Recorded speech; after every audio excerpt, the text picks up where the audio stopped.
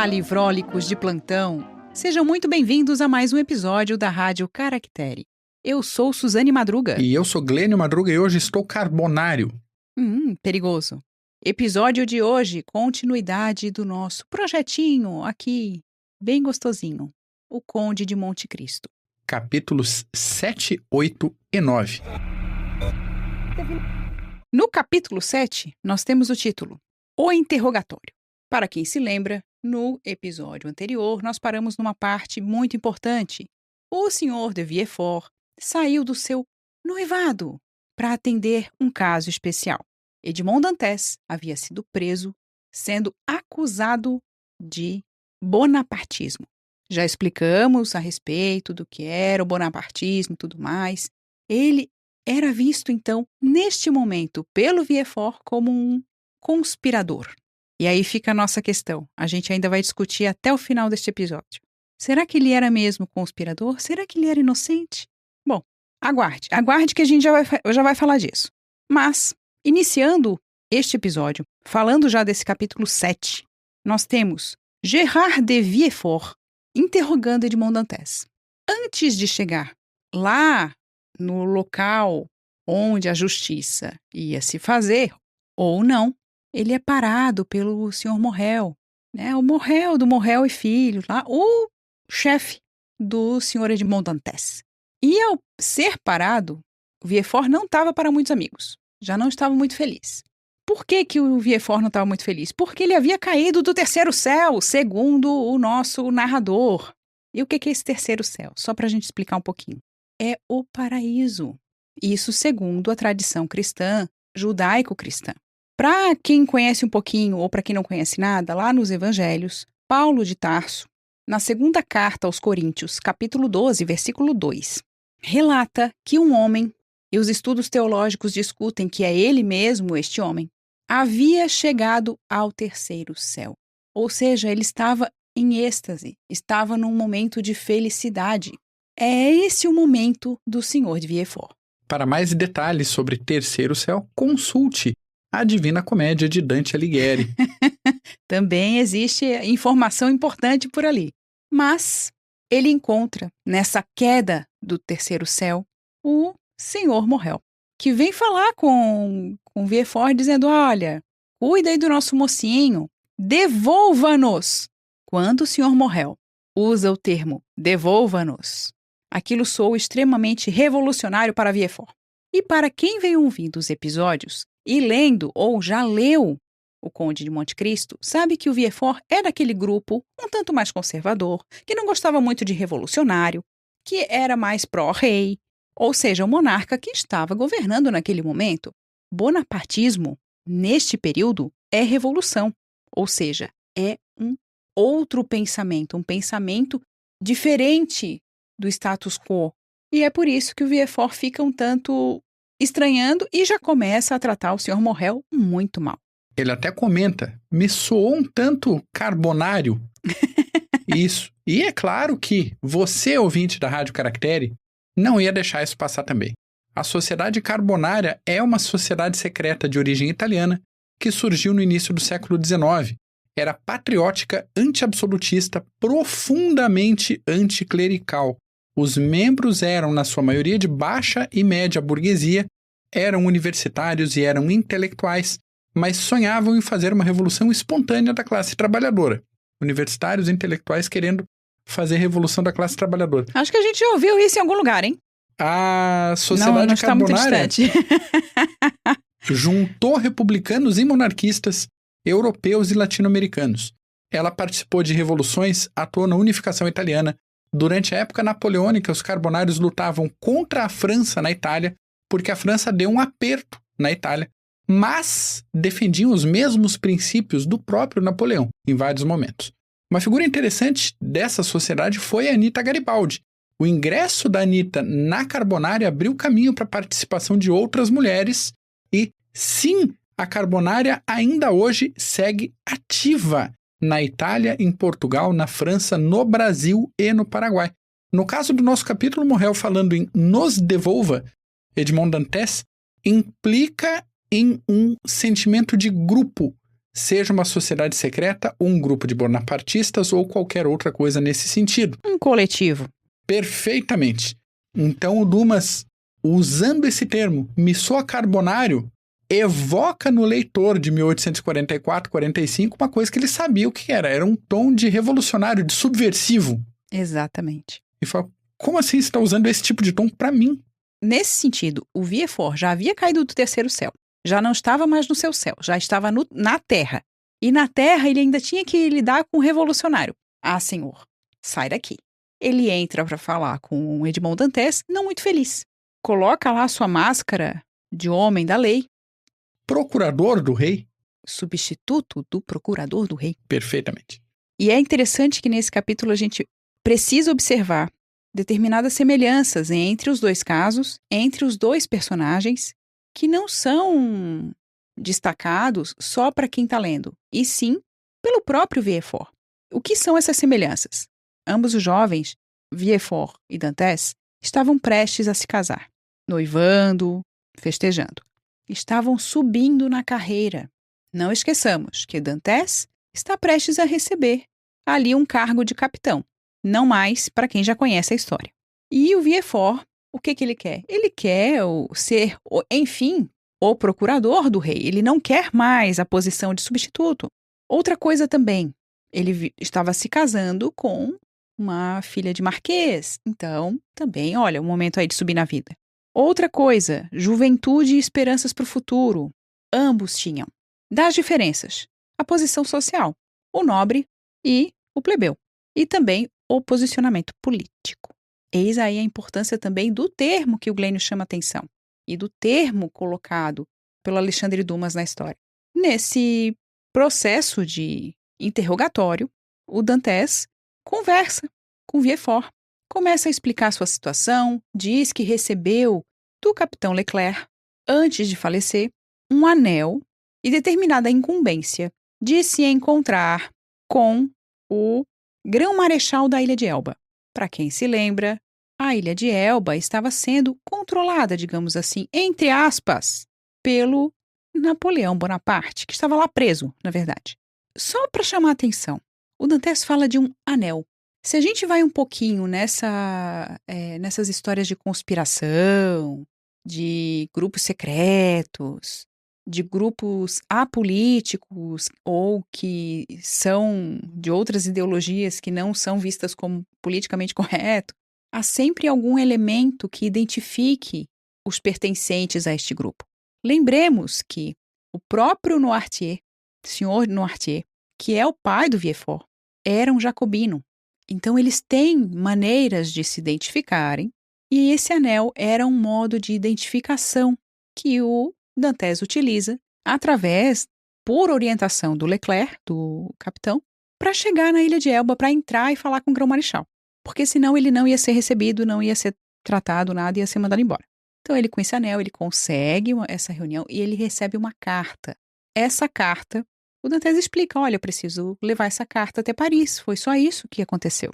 O que acontece? Nesse momento, o Dantès está prestes a ser liberado.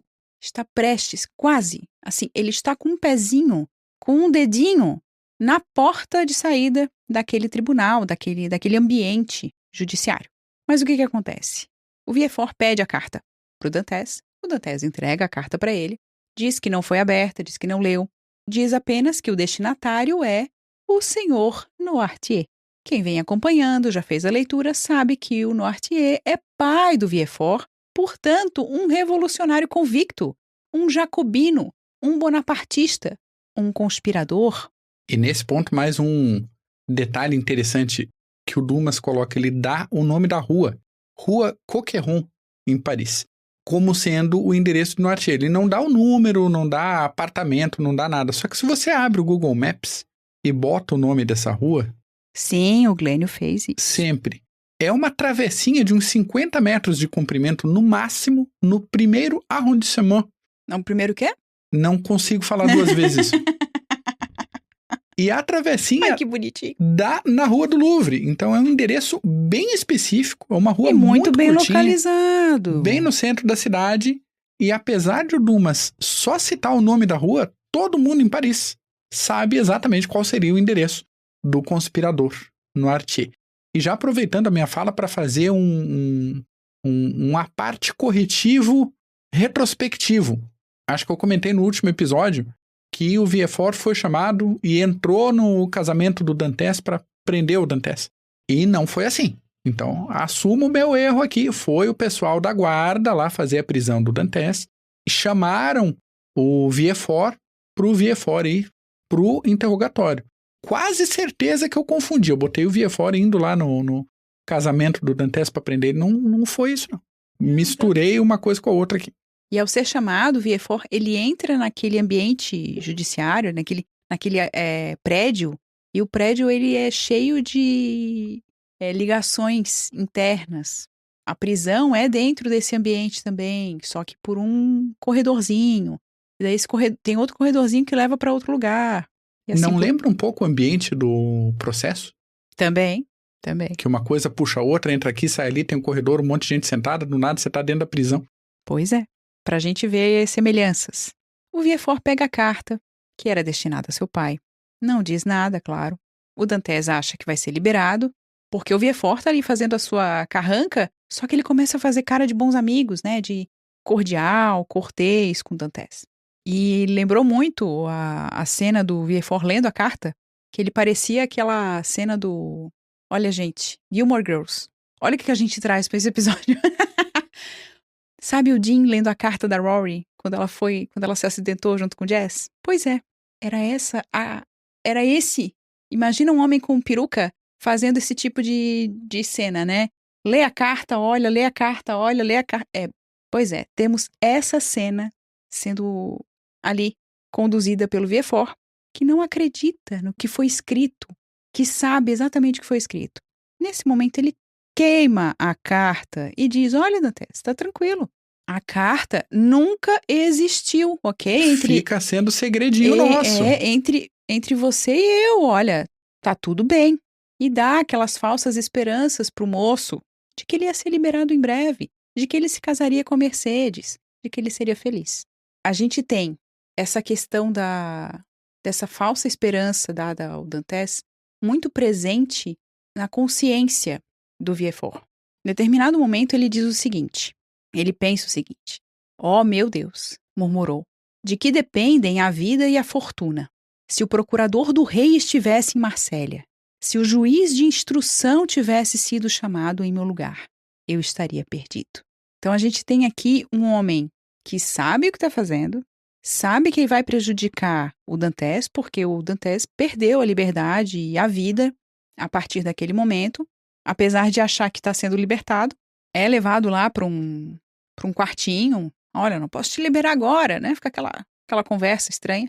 E através dessas comunicações internas entre ambientes, um vai para um lado, sendo preso, e o Villefort consegue sair do seu local de trabalho.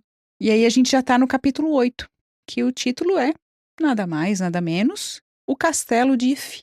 E o que é esse Castelo de If?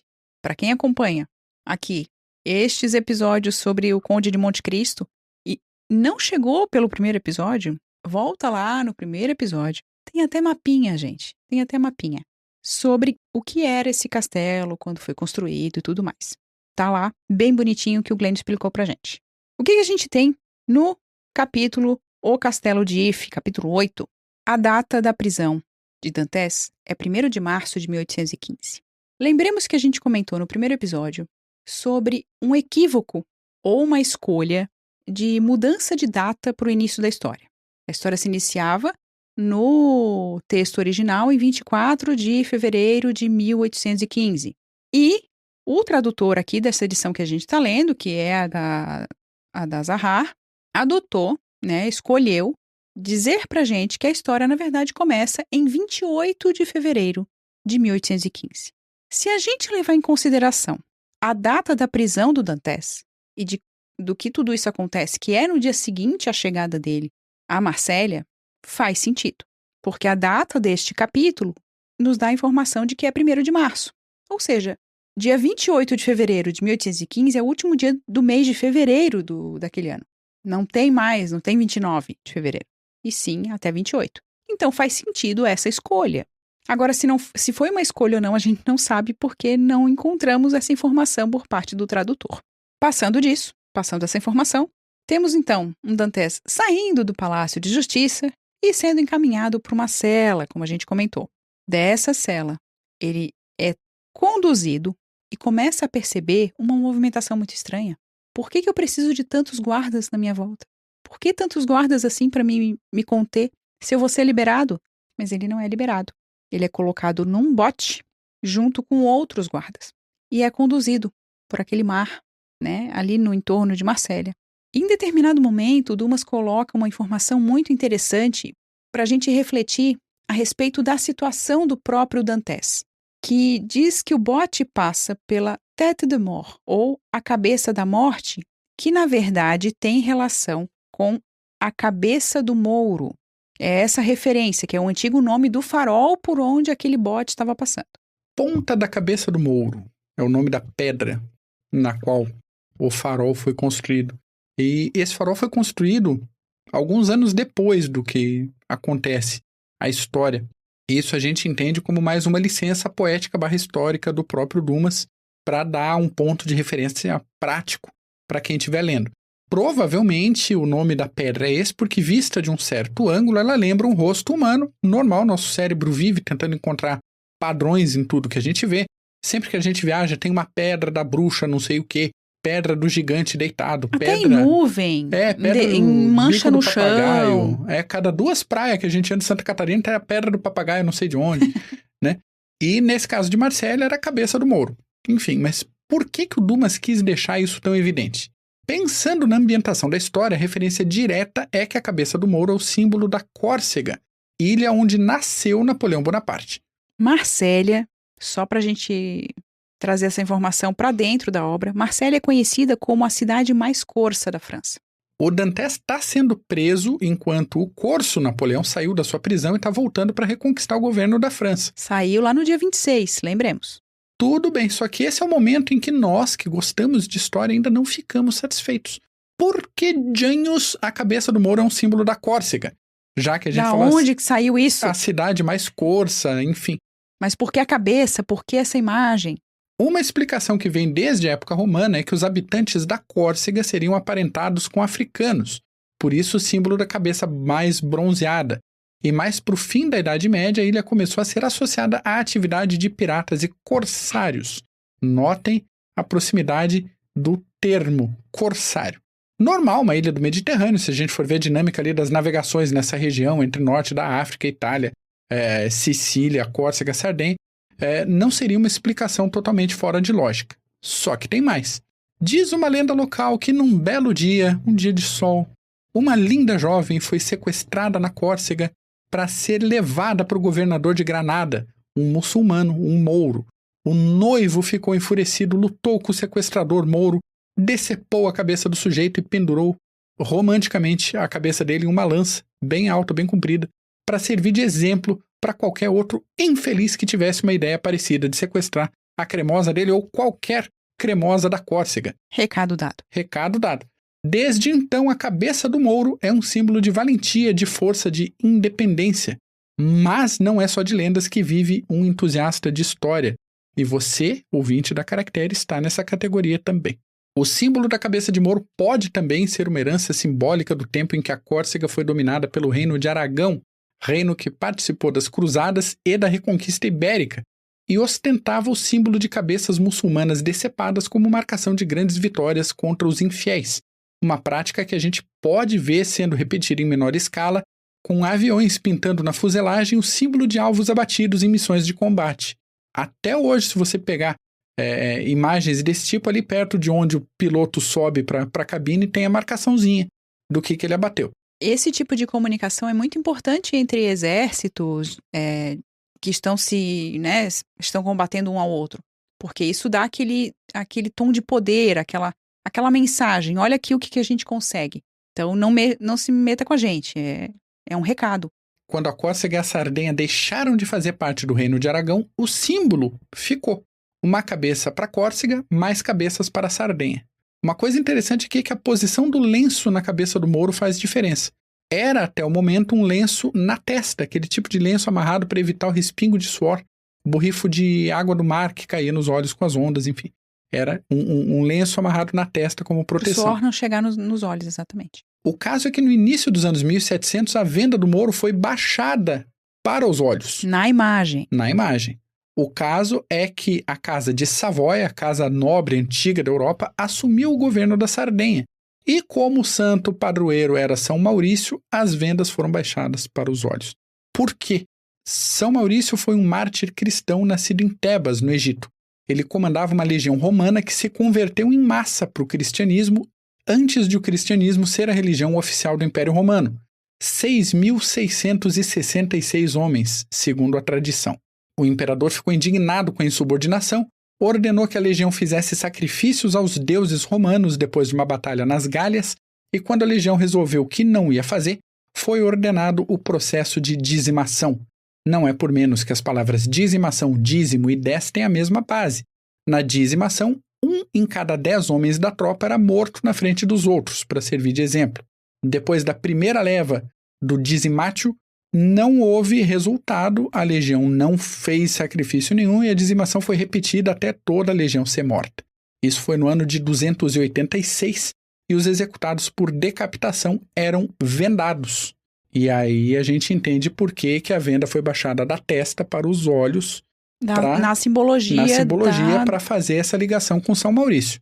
Então são duas simbologias que a gente tem nesse estandarte, né, da Córcega, que é tanto o Mouro com a venda, que faz referência a São Maurício, que é esse santo egípcio, ou acima dos olhos, na testa, com um pano em cima da testa, que daí faz essa referência aos mouros.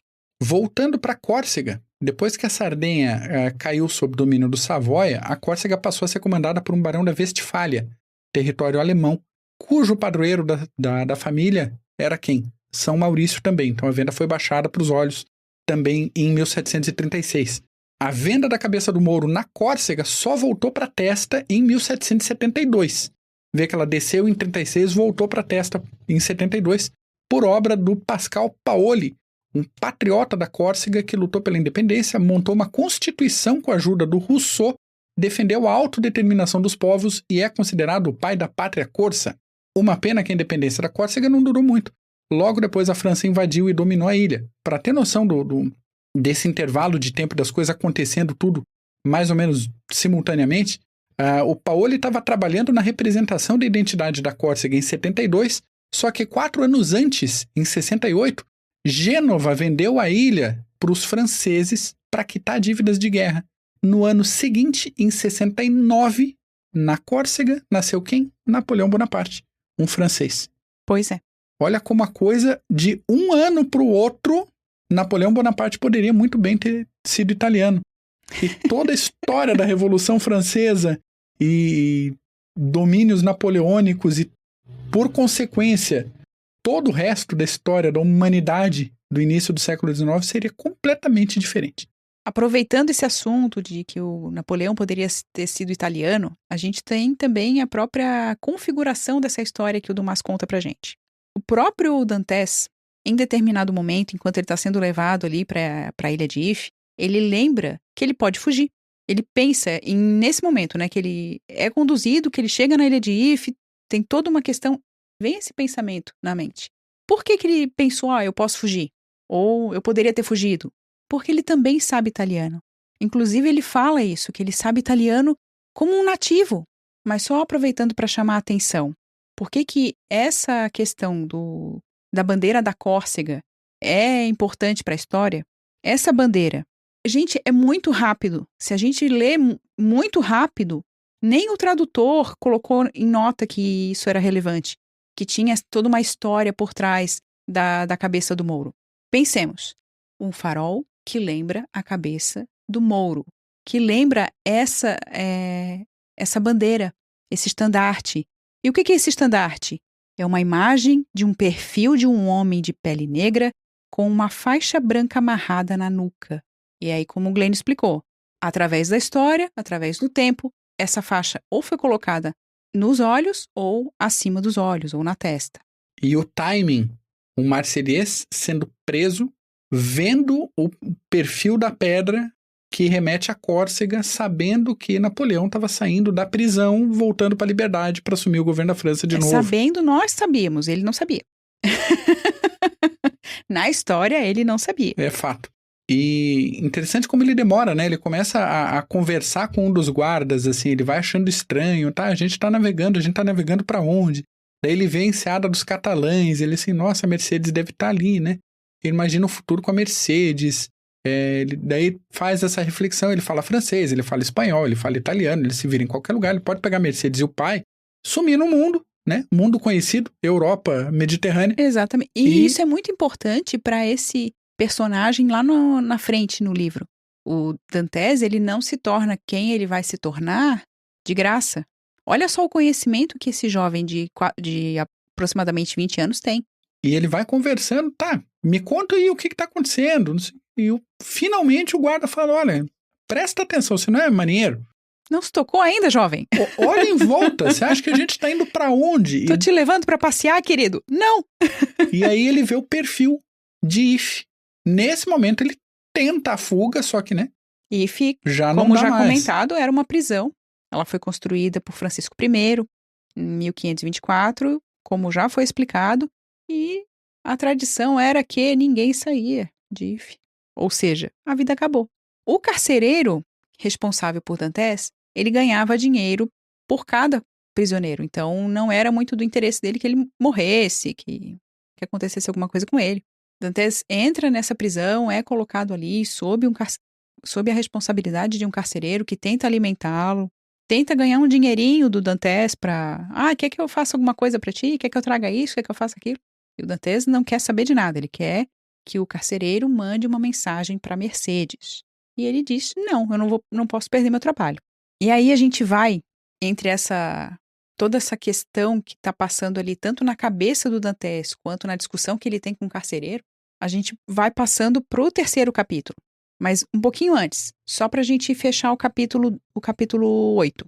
Dantes vai percebendo que está ficando como se estivesse ficando louco, tanto pela situação como pela esperança que foi dada a ele. E isso é muito da atmosfera destes primeiros capítulos. Quando ele vê todas as suas alegrias, vê o futuro risonho que ele estava projetando e já estava fazendo acontecer, cair ao chão. Tudo ruiu. Quem é que não fica louco numa situação dessa? Quem é que não fica um tanto desequilibrado, desorientado? É essa situação desse personagem. Até porque Dantes não sabe, a princípio, o conteúdo da carta. Segundo ele não leu, então ele está sendo jogado na cadeia, ele não sabe por quê, não sabe o que tinha, a carta já não existe mais. Bom, O Dumas faz o favor de não contar pra gente o que tinha na carta, pelo menos nesse ponto do livro, e a gente acompanha esse drama, assim, eu tô sendo jogado aqui sem esperança nenhuma de sair. Por quê? O que eu fiz? Fica essa questão. O que eu fiz? Assim, ele sabia que ele estava com a carta do Napoleão e que ia levar para algum lugar. Assim, cá entre nós. Ele sabia, ele não sabia os detalhes. Essa é uma discussão que a gente teve aqui antes de gravar esse episódio, que é interessante a gente abordar nesse momento. Inocente, eu acho que não é, não. A gente Se tá resolveu... escondendo, tá errado, né, jovem? Na forma da lei, nós aqui vemos ele como inocente da conspiração. Mas ele era mula, né? Então, ele era uma mula. Ele estava levando conteúdo ilícito, conteúdo inadequado para onde não devia, para quem não devia. Então, esse é o problema. Ele foi pego nesse processo, porque ele não faz parte da conspiração nos cabeças. Ele não é aquele que resolve as coisas da conspiração. Foi você que preparou a tua mala? Foi um amigo que pediu pra você levar? Um amigo meu pediu? Um amigo meu pediu. O que tem? Eu não sei. E você tá levando? E daí, de repente, ele recebe, né? Bom dia, Receita Federal. Inspeção de rotina. E tem lá uma carta com ele. Então, pronto, acabou ali pro Dantes aquela aquela esperança toda de vida feliz, de promoção, de melhoria na vida dele, do pai, vida futuro com a Mercedes. Voltando a essa questão da atmosfera, essa é a atmosfera que se estabelece, que paira nesse capítulo 8. No capítulo 9, Villefort retorna para o seu noivado, já tá noite, né? Então, e satisfeito, aliviado. Aliviado, tá? Ele está tentando se distrair para não sentir aquela culpinha. A gente ainda vai ver neste capítulo que ele sente uma certa culpa ao ver determinada personagem. E aqui não é defender o Villefort, mas mais pra frente no livro a gente vai ver consequências. Villefort, posso me arrepender disso que eu tô falando, mas a princípio ele é um camarada que tá tentando fazer a coisa certa, né? Tanto que ele tem essa ele é crise um servidor interna. Público lá, tá tentando fazer o negócio, tá tentando conter a revolução. Ele tem essa crise interna entre o que o pai dele representa e o que ele tem que fazer enquanto profissional e procurador ali do rei. O que é importante a gente observar é que também há toda uma questão de ambição. O Villefort, ele não quer permanecer substituto, ele quer ser procurador. E é nesse momento, e é por isso também, que ele, ao chegar na sua festa de noivado, ele diz, eu vou para Paris. Desculpa aí, galera, continua festejando que eu vou viajar. Curioso que quando ele chega na festa, chamam ele de... E aí, seu cortador de cabeças, defensor do Estado, Brutus monarquista, gancho. Brutus, não só referência a Marcus Iunius Brutus, que esfaqueou Júlio César e acabou com a República Romana, mas também referência em um antepassado desse Brutus, Lucius Iunius Brutus, que tirou Tarquínio, o soberbo, do trono romano e acabou com a Era dos Reis. Acaba sendo uma referência de alguém que vai até as últimas consequências em nome do que ele acredita ser justo, mas que ao mesmo tempo pode desencadear consequências inesperadas. O primeiro Brutus acabou com a Era dos Reis, o segundo Brutus, tentando fazer a coisa certa, acabou com a República Romana. Olha o peso da referência quando alguém na festa, e o Dumas bota isso na boca dele, Brutus monarquista. Como é que foi lá? Senhoras e senhores, quantas vezes você se lembra do Império Romano? Por dia. Não é por mês, não é por semana, por dia. Ai. Villefort avisa, povo, tô indo para Paris. O sogro dele chama ele no canto, ele explica a situação, ele diz, eu preciso ir lá, preciso falar diretamente com o rei. Ele não quer intermediários, ele quer ser o menininho querido do rei. Ele quer que o rei confie nele. Então ele quer falar diretamente com o rei. Dizer, eu peguei um conspirador. Vai dar ruim. Olha só o que Napoleão está fazendo, está planejando. E por isso, precisa ir para Paris. Todo mundo faz aquela cena. Ai, a gente entende, que legal. Nossa, você é o homem, né, da justiça. Ah, que coisa boa. E o Villefort vai lá para sua casa montar ali a sua nécessaire. Só que, nesse meio tempo, ao entrar na sua casa, ele se depara com a bela figura de Mercedes, que ele não teve dificuldade em reconhecer, segundo a narrativa aqui de Dumas, por causa da sua beleza, por causa do que falou para ele, né, do que o Dantes falou para ele. E depois daquele encontro com a Mercedes, que pede pelo Dantes, e ele dizendo que não podia fazer mais nada, a seguinte referência é na página 110 do capítulo 9. Naquele momento, no fundo de seu coração doente, nasceu o primeiro germe de uma úlcera mortal. Aquele homem que ele sacrificava em nome de sua ambição, aquele inocente que pagava por seu pai culpado, surgiu em seu espírito, pálido e ameaçador, de mãos dadas com a noiva, pálida como ele, e arrastando atrás de si o remorso. Não o que faz o doente tremer como os furiosos da fatalidade antiga, mas aquele retinir surdo e doloroso, que em certos momentos golpeia o coração e o aniquila, a lembrança de uma ação passada, aniquilamento cujas dores lancinantes cavam um mal que vai se aprofundando até a morte. Ou seja, nesse momento, até diz um pouquinho mais adiante que o Villefort levantou-se, ou melhor, pulou, como o homem que vence uma luta interior. Ele vence a sua consciência porque a consciência dele estava dizendo que ele estava prendendo um homem inocente. Nós já comentamos aqui sobre se é inocente ou não. Ele é inocente da conspiração, na nossa opinião, mas ele estava carregando uma carta suspeita. Então, se a carga era suspeita, a carta, no caso, então, né, havia ali o perigo de ele ser preso. Só que, por certo, ele não esperava, tanto que o Viefort pergunta se ele tinha inimigos. E o Dantes disse que ele soubesse, não. Né? Até porque, nesse momento em Elba, o Napoleão não estava exatamente isolado. Ele tinha o governo de Elba, ele tinha aquele exército particular. Ele mandava em Ele Elba. não estava proibido de ter contatos e afins, né? Pode ali ser... o rigor de determinados personagens em relação ao que se Exatamente. diz que é conspiração e o que não é. A interpretação da lei. Exatamente. Né? Bom, vence então a convicção do substituto do procurador. A partir deste momento, nós temos uma Mercedes desesperada sendo auxiliada pelo Fernand, aquele falso. Covarde. Tem o senhor Morrel, que busca tudo que é nome importante, tudo que é gente importante de Marsella, mas ninguém quer se intrometer. Nós não temos nada com isso. Se esse rapaz foi preso, a gente não quer o mesmo destino. E tem o Caderrousse.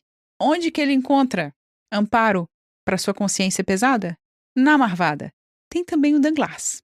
Esse não tá nem aí, esse tá feliz. Segundo o texto do capítulo 9, era um desses homens calculistas que nascem com uma pena atrás da orelha e um tinteiro no lugar do coração. Ou seja, minha gente, cada um estava vivendo ali a sua desdita, ou a sua maldita, ou a sua infelicidade, ou a sua alegria, no caso do Danglars. E o Fernand também, aquele sem vergonha. Nota para as referências cruzadas literárias que o Dumas faz no capítulo inteiro. A todo momento. Ele cita o Vermelho e o Negro, ele cita Virgílio. Aliás, Virgílio, maior poeta da Roma Antiga.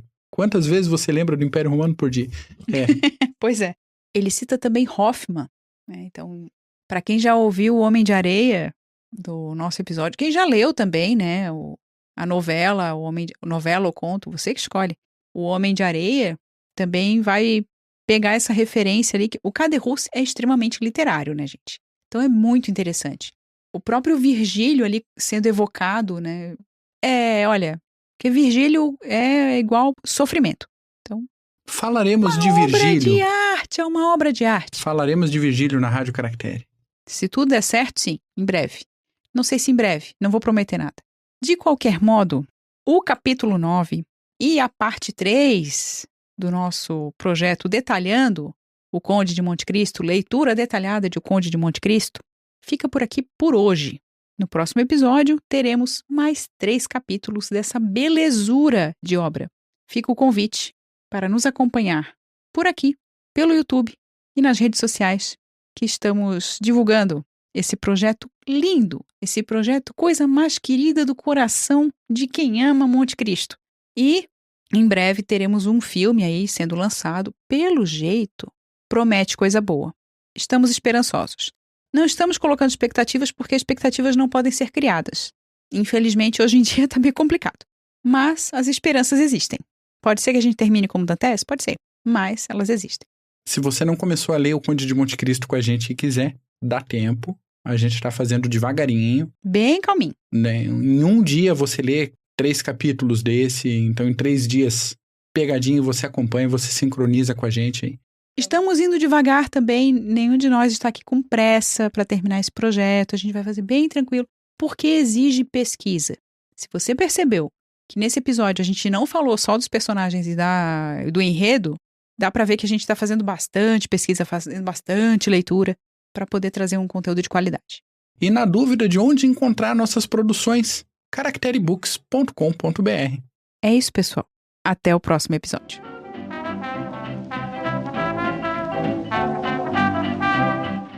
Para mais informações, acesse caracterebooks.com.br.